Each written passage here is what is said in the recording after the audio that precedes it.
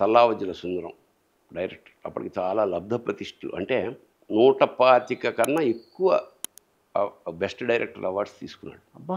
తెలుగు నాటక రంగంలో ఉన్నాడు కాబట్టి అతనికి రావాల్సిన కీర్తి ప్రతిష్టలు రాలేదు కానీ ఇదే కన్నడ, మరాఠీ, మలయాళం, తమిళ రాష్ట్రాల్లో పుట్టుంటే ఖచ్చితంగా పద్మశ్రీ స్థాయి దర్శకుడు. ఒక దేశరాజు హనుమంతరావు గారు లేదా ఆదర్శ శివభారతి తప్ప మిగతావన్నీ మెలో డ్రామాలు.